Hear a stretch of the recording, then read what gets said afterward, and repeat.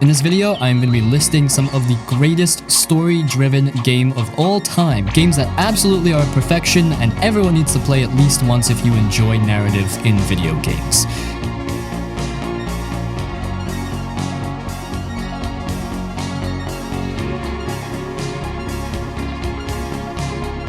Let's get into the first one. 28 stab wounds. Detroit, Become Human. Leave him a chance, huh? Did you feel anger? Hate?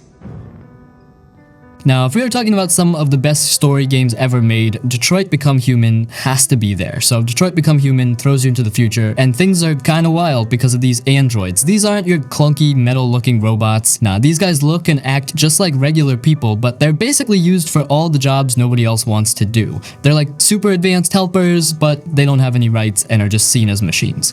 You get to step into the shoes of 3 different androids and you see the world through their robot eyes. First up is Kara. She starts out as this android who takes care of a little girl, but as you play her, she starts to feel emotions and gets this strong urge to protect the kid, which is a big no-no for androids. Her story is all about finding that human-like spark inside her and fighting for someone she cares about. Then there's Connor. He's this super smart police android who's programmed to hunt down other androids who've gone deviant, basically robots who've started acting like they have feelings and free will. What's cool about Connor's story is that he's on the side of the humans at first, trying to figure out why these other androids are acting this way, but as you play him, you start to see things from his perspective. And then you've got Marcus. He starts out as a caretaker for this old artist dude, but after some heavy stuff goes down, he becomes the leader of this growing movement of androids who want to be treated like they're actually people. His story is all about leading a revolution, fighting for freedom and equal rights against the humans who just see androids as tools. What makes Detroit Become Human so dang interesting is how these 3 stories connect and how everything you do as the player really matters.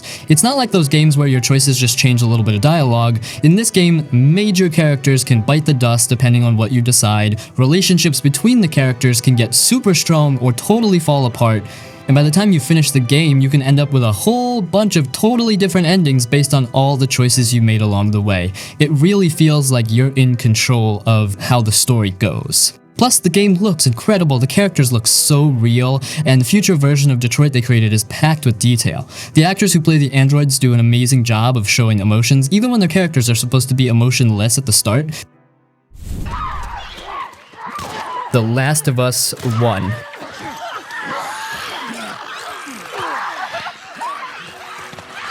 This game is a heavy hitter. It takes place after the world's gone sideways because of this crazy fungus that turns people into these zombie-like things they call the infected. It's a real messed up world out there and you gotta watch your back for the monsters and other people who are just trying to survive. You play as this guy named Joel. He's been through some serious stuff and is just trying to get by in this new messed up world. Then, he gets this job to basically sneak this teenage girl named Ellie across the country.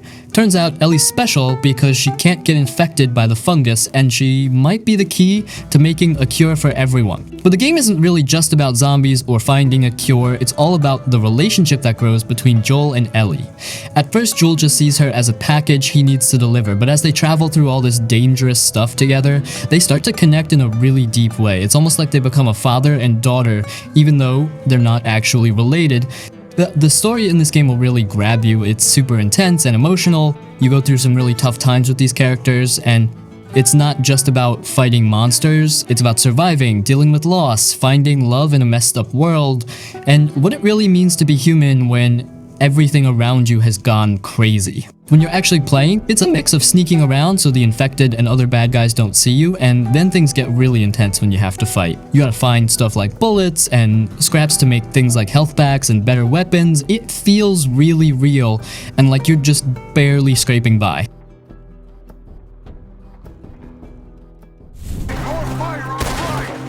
Red Dead Redemption 2.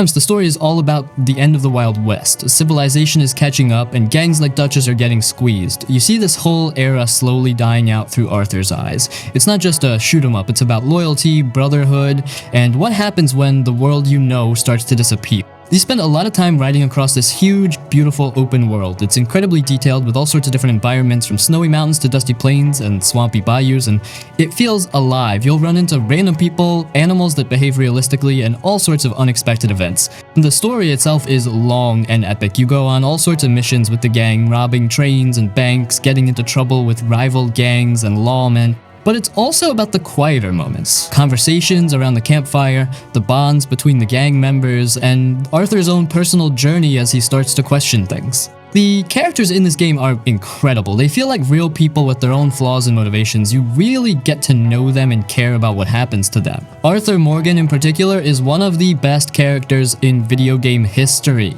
He's a tough outlaw, but he also has a sense of honor and struggles with the changing times. Red Dead Redemption 2 isn't just a game, it's an experience. It's a slow burn that really draws you into its world and its characters. It's a story about the end of an era, loyalty, and the complexity of being an outlaw in a world that's leaving you behind. It's one of those games that people talk about for years after they play it. It's like a classic Western movie that you get to live in. Let's be honest for a second. If you were walking through a shady neighborhood at night, you wouldn't pull out your wallet and hold it above your head for everyone to see. That's just common sense. You know that it's inviting trouble. But people do the digital equivalent of that every single day. When you connect to public Wi-Fi at a coffee shop, an airport, or a hotel without protection, you are basically flashing your digital wallet to the entire room. Most public networks are completely unencrypted. That means if a hacker is on that same network, which is way easier than you think, they can see exactly what you are doing. They can intercept your credit card numbers, your passwords, and your private emails. You aren't just browsing, you are broadcasting your personal life to anyone listening. This is exactly why I don't go online without ExpressVPN. It stops that exposure instantly. When you turn it on, ExpressVPN creates an encrypted tunnel between your device and the internet. It scrambles your data so that even if someone is trying to snoop, all they see is gibberish. It's not just about security though, it's about privacy. It hides your real IP address so websites and trackers can't build a profile on you based on your location. I stick with ExpressVPN because it doesn't slow me down. A lot of security tools kill your speed, which is a nightmare for gaming or streaming, but ExpressVPN is blazing fast. Plus the app is ridiculously easy to use. I have it on my phone, my PC, and even my tablet. Stop acting like an NPC with zero defense stats. Use my link expressvpn.com/pixdragon to get 4 extra months of ExpressVPN, or scan the QR code on screen right now to get those 4 extra months and start browsing safely. Yakuza 0.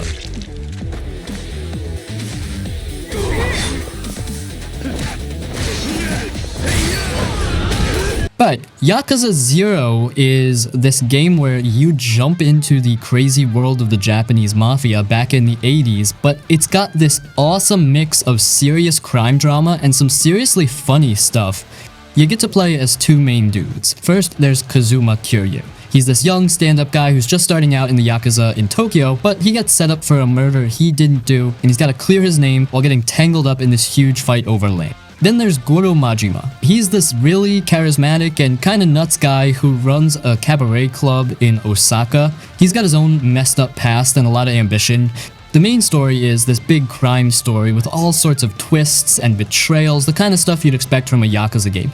But what makes Yakuza 0 so great is how it mixes this serious story with all the crazy stuff you can do on the side. You can get into these over-the-top street fights with random thugs, but the fighting is actually really fun and has different styles for both Kiryu and Majima. But then you can also spend hours running a cabaret club, hiring hostesses and trying to make it the best in Osaka. Or you can go bowling, sing karaoke, which is way more fun than it sounds, play old-school arcade games, or even help out random people with their totally weird problems inside mission. The world in Yakuza 0 feels so alive, you can just walk around the bright neon streets and always find something interesting happening. All the characters, from the main ones to the weirdos and the side quests, are really memorable.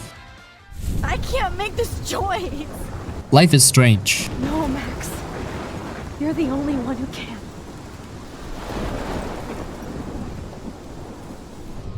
This is one of my favorite games of all time. The soundtracks and the whole vibe of the Life is Strange 2013 is really nostalgic. This game is like a punch to the gut, but in a good way, you know? It's all about choices and consequences, and it really makes you think about how even the smallest decisions can have a huge impact. You play as Max Caulfield, this shy photography student who goes back to her hometown of Arcadia Bay. Pretty soon after she gets there, she discovers she has the power to rewind time. At first, it seems pretty cool. You can fix mistakes, get the right answers in class, avoid awkward situations, but as the story goes on, you realize that messing with time can have some serious and unexpected consequences.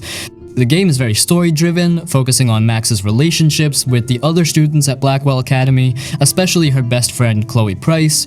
Chloe's kind of a rebellious, troubled soul, and their reunion is a big part of the story.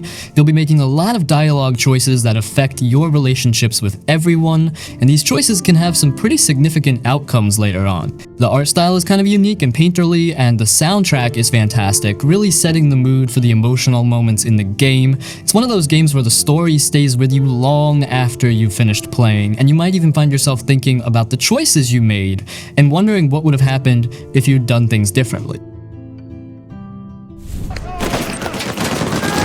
Uncharted 4: A Thief's End.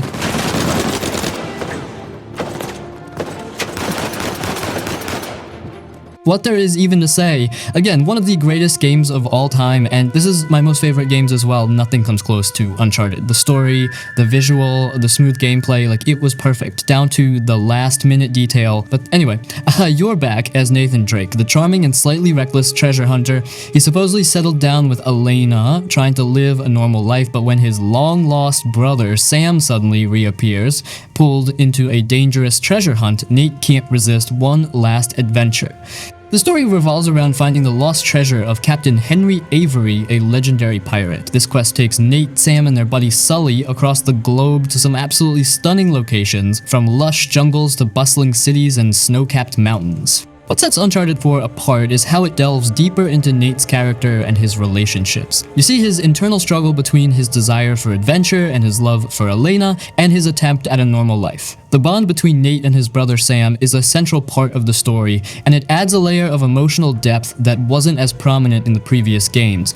The gameplay is the classic Uncharted mix of platforming, puzzle solving, and intense gunfights, but it's all been polished to a mirror sheen in this installment. The climbing and traversal feel more fluid, the puzzles are clever, and the gunplay is satisfying. There are also some really exciting set-piece moments that are just pure cinematic adrenaline. And again, visually, Uncharted 4 is a masterpiece. It's one of the most beautiful games ever made, with incredible attention to detail in the environments and character models. The animation is top-notch, making every movement and interaction feel realistic. It was a barn swallow going back to her nest. I reached out for her. What remains of Edith Finch? And suddenly, I was a cat. This game is like a collection of short, beautiful, and often heartbreaking stories all wrapped up in one.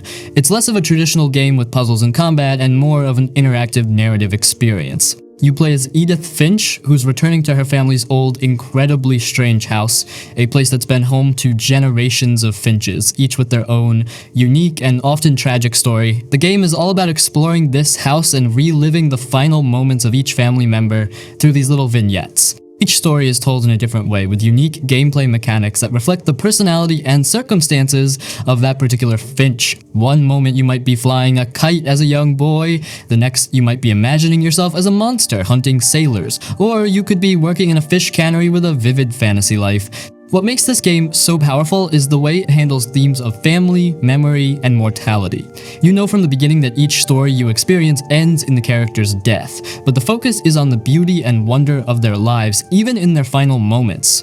The way the game tells these stories is often surreal and imaginative, leaving a lasting impact. The house itself is a character in the game, a bizarre and constantly expanding structure where each generation added their own rooms and secrets. Exploring it and discovering these hidden stories is a big part of the experience. What Remains of Edith Finch is a game that's often described as a walking simulator, but that doesn't quite capture the emotional weight and the creative storytelling on display.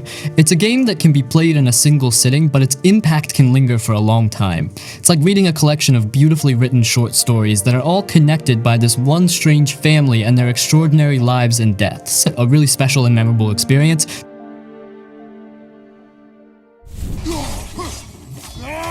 God of War 2018.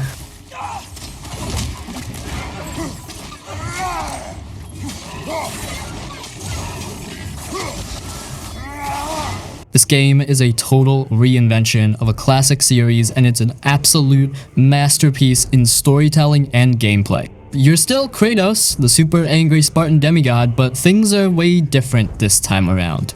He's much older, more stoic, and he's got a son, Atreus. They're living in the Norse wilds, trying to keep to themselves after the death of Kratos' wife and Atreus' mother. The story kicks off with their journey to spread her ashes from the highest peak in the realms, as was her wish, but this simple journey quickly turns into an epic and deeply personal adventure as they get tangled up in the world of Norse mythology, encountering gods, monsters, and all sorts of mythical creatures. What's so amazing about this game is the relationship between Kratos and Atreus. Kratos is trying to be a father, but he's still dealing with his violent past and struggling to connect with his son. Atreus is eager to learn and prove himself, but he's also dealing with his own hidden heritage. Their dynamic is the heart and soul of the game, and it evolves beautifully throughout the story. The gameplay is a fantastic mix of brutal and satisfying combat with Kratos' iconic Leviathan axe, exploration of stunning Norse environments, and some light puzzle solving. The over-the-shoulder camera perspective is new to the series and really puts you right in the action. The story is incredibly well written and emotionally resonant. It deals with themes of fatherhood, loss, redemption, and the burden of the past in a really mature and impactful way. Cyberpunk 2077.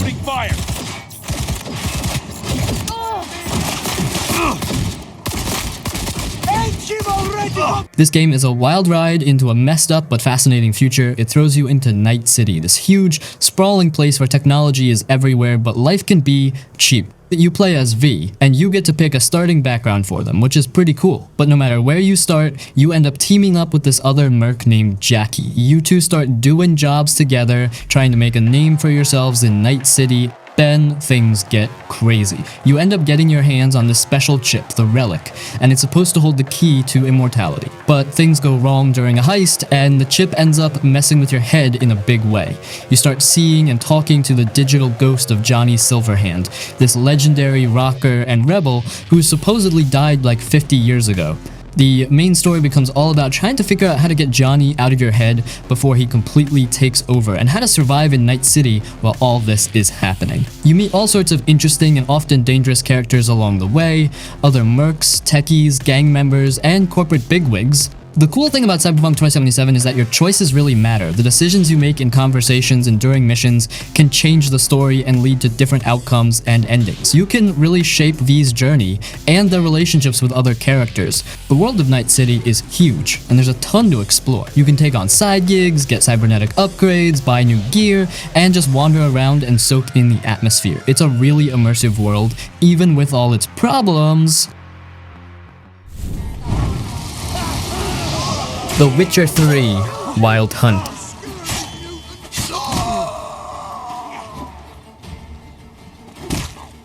Okay, so The Witcher 3 Wild Hunt, man, this game is like getting totally lost in this huge, awesome fantasy world that feels so real. People usually say it's one of the best story games ever, and for good reason. You play as this dude named Geralt. He's like a monster hunter for hire called a Witcher. He's trying to find his adopted daughter, Ciri, because this creepy ghost army called the Wild Hunt is after her. So you go on this massive adventure across this huge land with kingdoms, towns, forests, mountains, and all sorts of crazy monsters. What makes The Witcher 3 so cool is this world they built and all the people in it.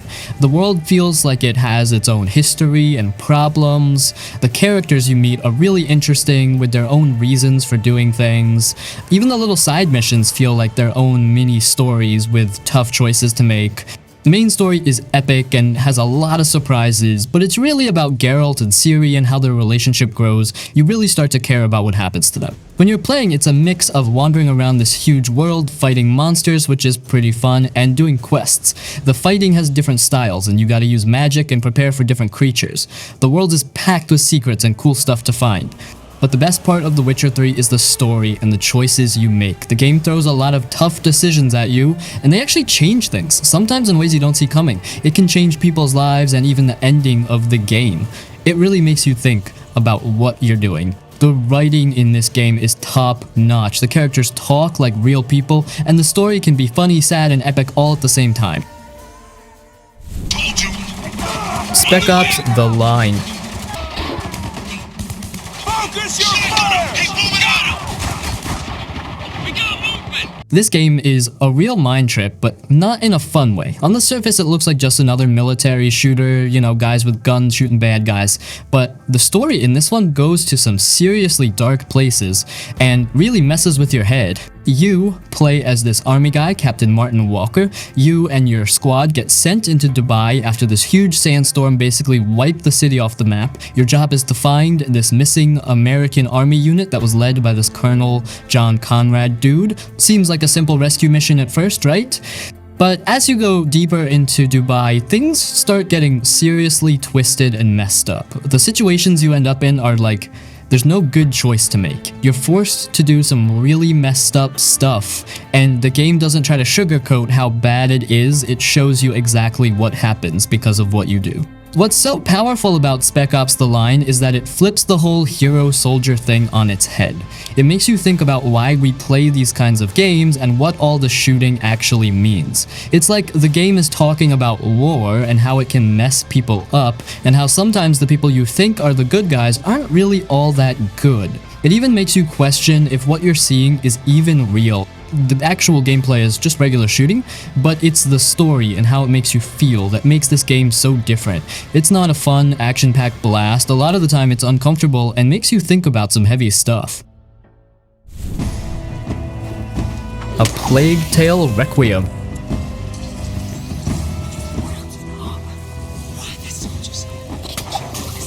This one's a real emotional roller coaster, man. It picks up the story from Innocence, and you're still following Amicia and her little brother, Hugo, and their lives are still pretty messed up. You'd hope, after everything they went through, things would chill out for them, right? But nah. Hugo's got this weird sickness tied to this ancient thing called the Prima Macula, and it's getting worse. And when it does, these massive, terrifying swarms of plague rats start showing up again, even worse than before. So, Amicia and Hugo have to head out on another desperate journey, this time going south, hoping they can find some kind of cure or at least figure out what's going on with Hugo.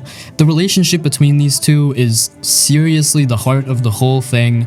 Amicia is like a freaking lioness when it comes to protecting Hugo, and you see just how far she'll go for him, even when things look totally hopeless. And Hugo, even though he's sick and kind of dangerous because of it, is still this sweet, innocent kid in a lot of ways.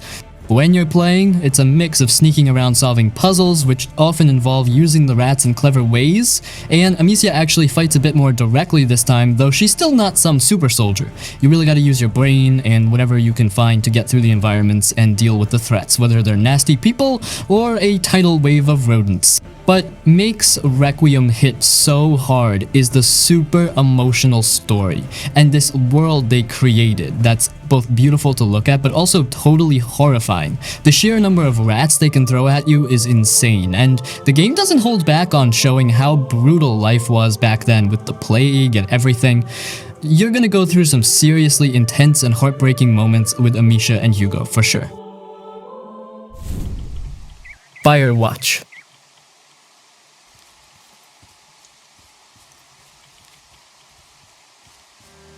Now this game is a different kind of story. It's more intimate and character-driven, set in the beautiful but isolated wilderness of Wyoming. You play as Henry, a guy who's taken a summer job as a fire lookout in 1989. He's kind of running away from some stuff in his life and looking for some peace and quiet. His only real human connection is with his supervisor, Delilah, who he communicates with via a handheld radio. You never actually see her face to face for most of the game. Story unfolds through their conversations and the strange events that start happening in the forest around Henry's tower.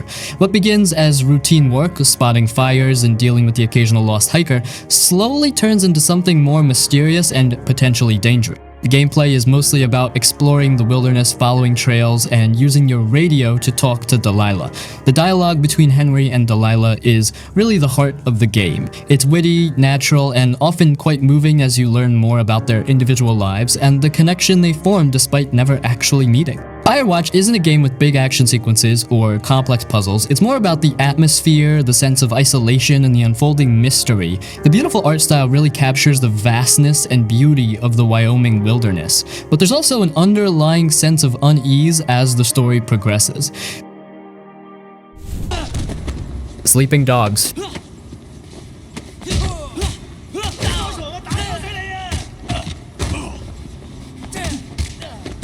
This game is like a shot of Hong Kong action cinema straight into a video game. It's got this awesome blend of undercover cop drama, martial arts mayhem, and a surprisingly engaging story. You play as Wei Shen, an undercover cop who's tasked with infiltrating the Sun On Yee triad organization in Hong Kong.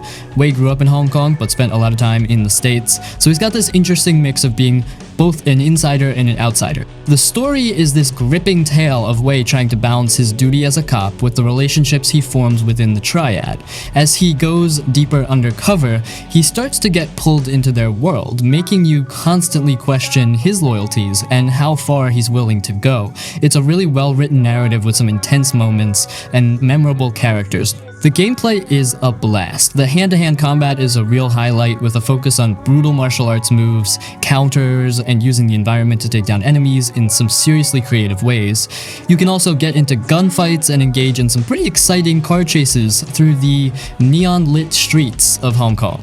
Beyond the main story, Hong Kong in Sleeping Dogs feels alive and packed with things to do. You can explore the city, take on side missions, participate in street races, sing karaoke, yes, more karaoke, and uncover all sorts of secrets. The atmosphere of Hong Kong is really well captured, from the bustling markets to the gritty back alleys. Sorry to break it to you, but you Insomniac cannot Spider-Man count this, buddy. 2018. Oh, thanks for the confidence boost, guys.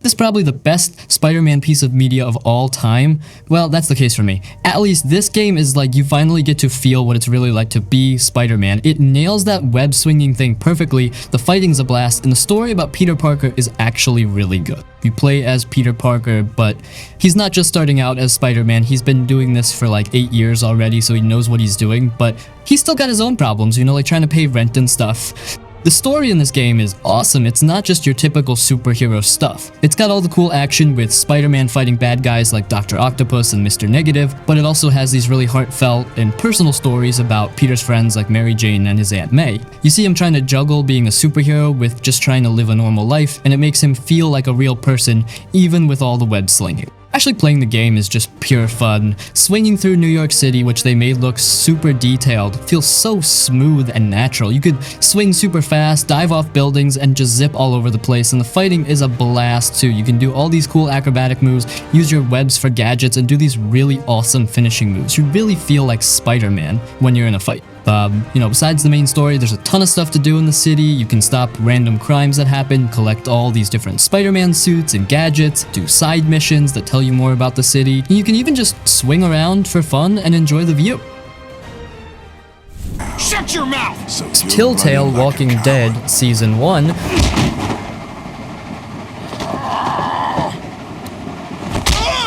Just leave me the fuck alone! So this game hit different. It wasn't about crazy action or anything. It was all about the feels, you know? You jump into the shoes of Lee Everett, this dude who's already having a rough time, and then bam, zombie apocalypse. But the real core of the game isn't the zombies, even though they're definitely creepy and dangerous. It's about this little girl, Clementine. Seriously, Clementine is everything in this game. You're Lee, and you pretty much become her dad in this world that's gone completely sideways. You're trying to keep her safe, teach her how to survive all the crazy stuff out there, and just be someone she can rely on. And that's where Telltale really nailed it. It's all about that bond between Lee and Clementine. It's about the choices you make as Lee and how those choices shape Clementine, how she sees the world, how she grows up in this messed up reality. You're not just thinking about your own survival, you're constantly worried about this kid and trying to do what's best for her. The gameplay is mostly talking to people and making choices with some quick button presses here and there, but honestly the gameplay takes a backseat to the story and the characters. It's all about the weight of those decisions you have to make, and trust me, those decisions can be brutal. Telltale doesn't pull any punches, people you care about can die, horrible things happen, and you're often stuck choosing between two really awful options, knowing that someone's gonna get hurt no matter what you pick. It's emotionally draining, but it's also what makes the game so damn powerful and memorable. Mafia Definitive Edition.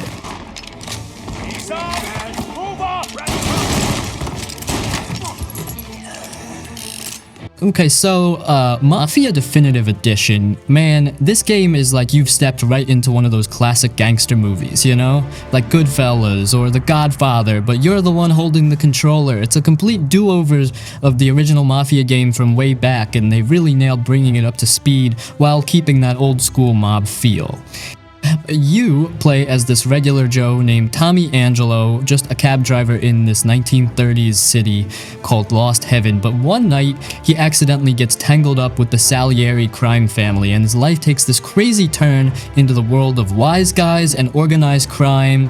At first he's just trying to stay alive, but you can see how the perks of that life start to tempt him. The story they tell is a straight up classic mob story. You see Tommy climb the ladder in the Salieri family as they go to war with this rival gang, the Morellos. You're doing all the stuff you'd expect, driving getaway cars like a maniac, shaking down businesses for protection money, pulling off heists that make your palms sweat, and then dealing with all the dirty consequences that come with that life. Actually playing the game is a solid mix of cruising around the city in those vintage cars, which is surprisingly fun just for the atmosphere, getting into some intense gunfights, and doing a bit of sneaking around. The controls and shooting feel way better and more modern than the old game.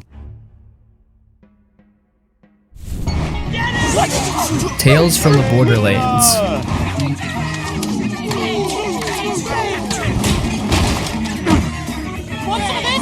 Though Tales from the Borderlands, this game is a blast. It takes you on this hilarious and surprisingly heartfelt journey through the absolute chaos of the Borderlands world. Imagine the over-the-top humor and action you expect from Borderlands, but then mixed with Telltale's knack for choice-driven storytelling. The result is something truly special. You get to experience the story through the eyes of two very different characters. First, there's Reese. He's this Hyperion corporate guy, a white-collar type with dreams of climbing the company ladder. He's kind of a sarcastic, nerdy dude who gets caught up in a scheme involving a vault key. Then you've got Fiona. She's a con artist from Pandora, street smart and always looking for her next big score. She's got her own set of skills and a pretty tough exterior. Their paths collide when they both try to snag the same vault key, and things quickly spiral out of control in classic Borderlands fashion. What follows is this episodic adventure where you're constantly making decisions that shape their relationships, the story's direction, and the crazy situations they find themselves in. What really makes Tales from the Borderlands shine is the writing. It's genuinely funny, filled with sharp wit and memorable characters. The interactions between Reese and Fiona and the supporting cast like Vaughn and Gordis are often laugh-out-loud hilarious, but beyond the comedy, there's a surprisingly engaging story about friendship, trust, and trying to find your place in a world that's completely bonkers. Tales from the Borderlands is a fantastic example of how to blend humor and heart in a narrative-driven game. It takes a world known for its loot and shooting and delivers a genuinely compelling and funny story with characters you actually care about. It's like the funniest and most character-driven Borderlands story you could hope for. Marvel's Guardians of the Galaxy.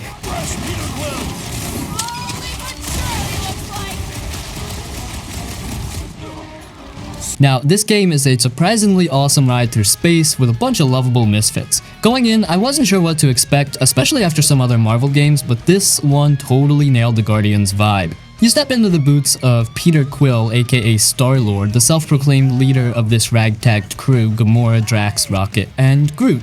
They're not exactly heroes in the traditional sense, they're more like a dysfunctional family of space pirates trying to make a quick buck. But, as you can probably guess, things don't exactly go according to plan. The story kicks off when they try to capture a rare monster for a collector, and in typical Guardians fashion, they screw things up big time, accidentally setting off a chain of events that could lead to galactic catastrophe. So, they are forced to actually be the heroes for once and try to fix the mess they created. What makes this game so enjoyable is the dynamic between the Guardians. Their banter is hilarious, and their interactions feel genuine like a real family, albeit a very weird one that argues constantly.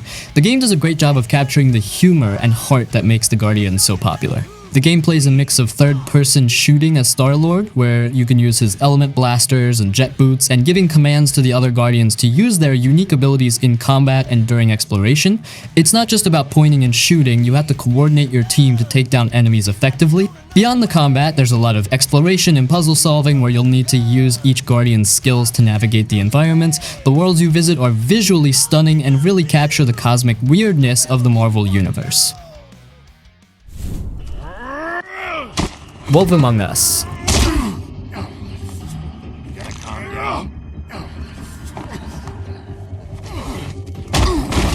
Now, this game is like stepping into a dark and gritty fairy tale noir. It takes familiar characters from classic fables and throws them into a shadowy adult world where they're just trying to survive in secret in modern-day New York City. You play as Bigby Wolf, the sheriff of Fabletown, a hidden community of these fairy tale characters. Bigby, as you might guess, is the big bad wolf, trying to atone for his past and maintain order in this fragile society. He's a gruff, no-nonsense type, but you can see he genuinely cares about protecting the fables. The story kicks off with a brutal murder in Fabletown, and Bigby, along with Snow White, who plays a much different role than you might expect, has to investigate. What starts as a seemingly isolated crime quickly unravels into a much larger conspiracy that threatens the entire Fabletown community. What makes The Wolf Among Us so captivating is its atmosphere and its characters. The art style is fantastic, a really stylish blend of comic book visuals and noir darkness that perfectly fits the tone of the story. The fables themselves are reimagined in really interesting and often tragic ways.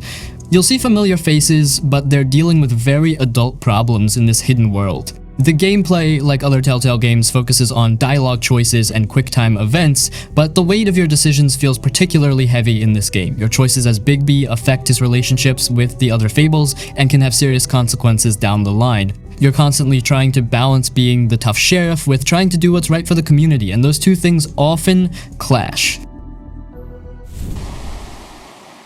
To the moon.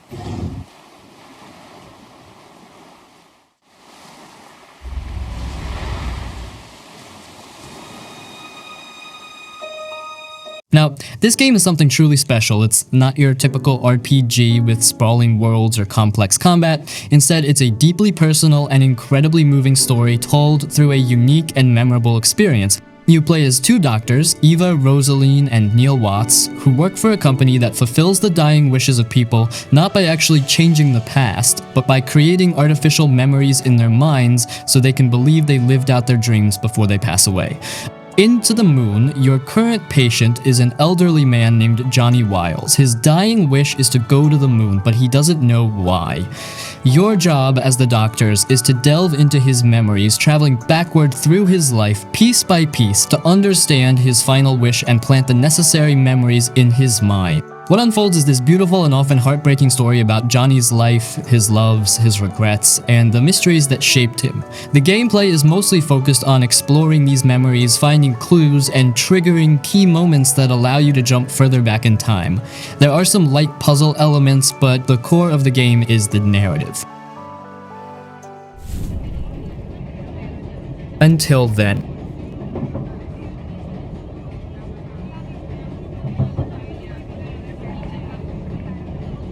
I recently found out about this indie gem and its very unique game, well, more like a visual novel with some mini games. So basically, it has a unique blend of slice-of-life storytelling and a touch of something else.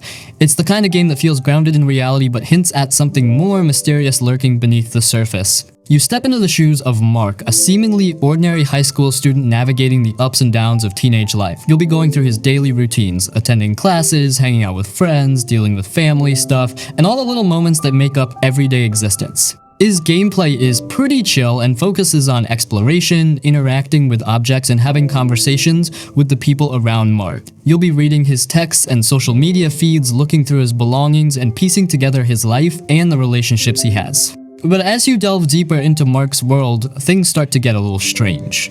There are subtle hints and unsettling moments that suggest something isn't quite right with his reality. These moments build slowly, creating a sense of unease and making you question what's really going on. The visual style is also quite distinct, with a slightly lo-fi aesthetic that adds to the game's intimate and personal feel. Until Then is the kind of game that draws you in with its quiet moments and relatable characters, but keeps you hooked with the slow burn mystery that unfolds. It's about those small, everyday moments and how they can be intertwined with something much larger and perhaps even surreal. If you enjoy story-driven games that blend realism with a touch of the uncanny, this is one to keep an eye on. It's like a coming-of-age story with a shocking twist.